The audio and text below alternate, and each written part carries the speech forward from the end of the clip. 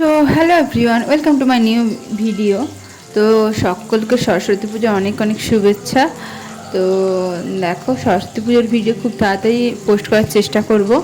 আর এইদিকে আমরা বেরিয়ে পড়েছি রেডি হয়ে ঘুরতে যাওয়ার উদ্দেশ্যে। তো 2026-এর এটা ফার্স্ট ট্রিপ আমাদের হতে চলেছে। তা পাপা রয়েছে বলে কথা, আনন্দ তো হতেই হবে। তো তোমরা কন্টিনিউ ভিডিওগুলো দেখতে থাকো, আশা করছি খুব ভালো লাগবে তোমাদের। তো আমরা এই ভিডিওর মধ্যে চলে আসি।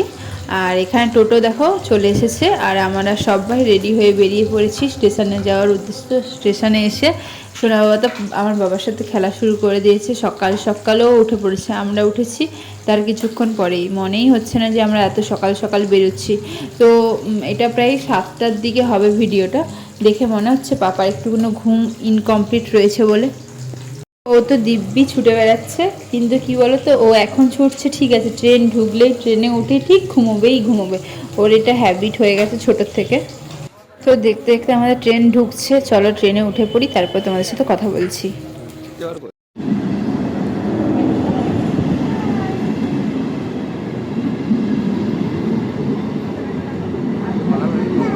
হ্যাঁ হ্যাঁ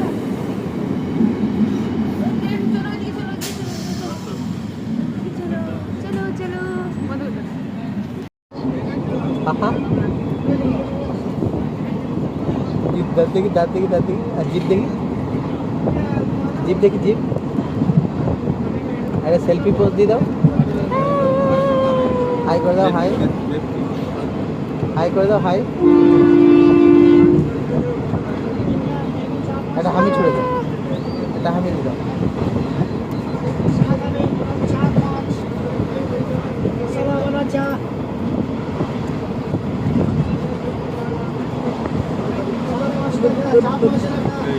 পাপা, ও পাপা দেখো, তাকাও পাপা তাকাও।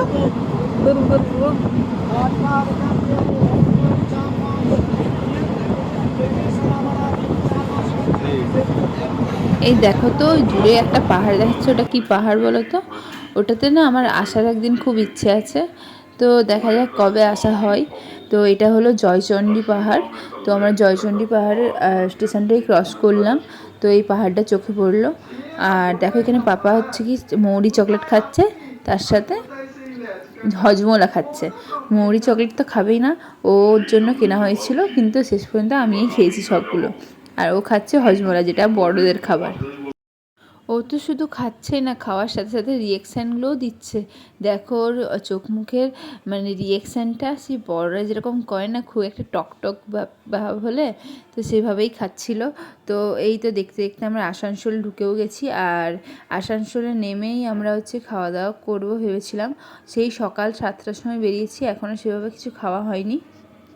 সোনা বাবাকে খাওয়াবার জন্য কলা কিনেছিলাম, সেটা খাইনি, তার জন্য আমি খাচ্ছিলাম, সেটাও ভিডিও করে নিয়েছি। আর এখানে দেখো আমরা এই আসানসোলের ক্যান্টিনটাই খাওয়া দাওয়া করে মানে ঢুকেছিলাম, খাওয়া দাওয়া করেছি।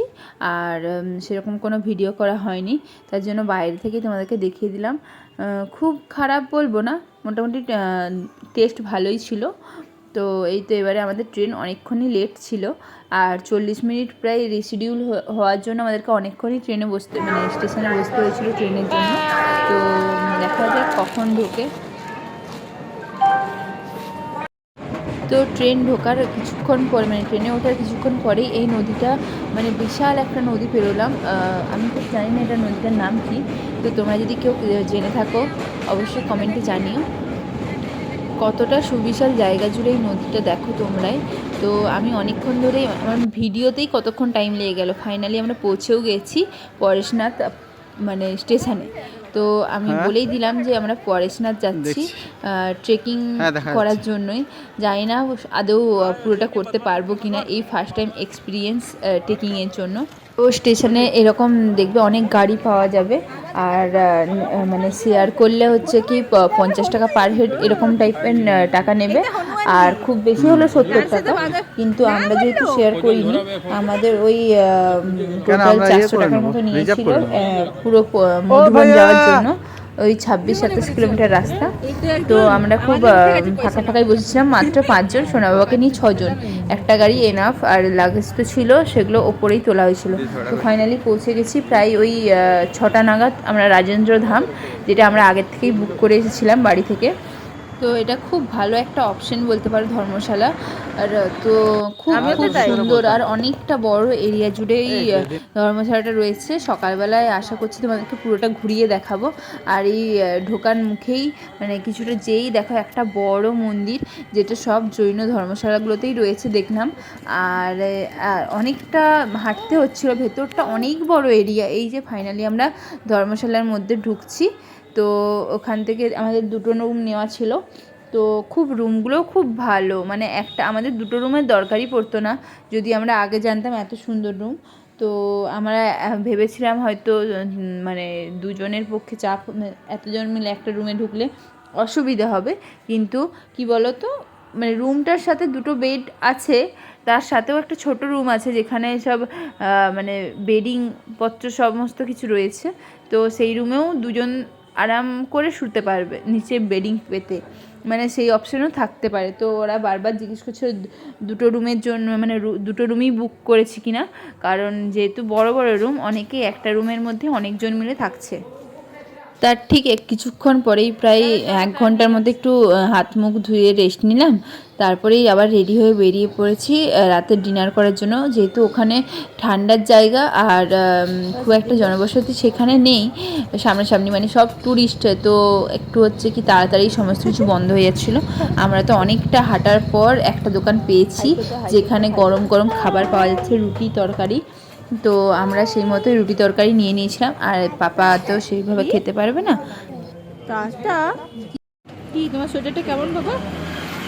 দারুণ বলতে, দারুণ দারুণ, বাহ। বাড়িতে এসে পাপাকে খাওয়া দাওয়া করিয়ে একদম ফ্রেশ ট্রেশ করিয়ে শুইয়ে দিয়েছিলাম। তো দেখো পাপা শুয়ে শুয়ে একটু গান শুনছিল, আর ওর পাপা আর আমার সাথে একটু দুষ্টুমিও করছিল, যেটা না করলে ওর ঘুম তো আসবেই না। আর না দুষ্টুমি করলেও তাড়াতাড়ি ঘুমোবেও না। তো সারাদিন অনেক জার্নি হয়েছে, আমরাও একটু রেস্ট নিই।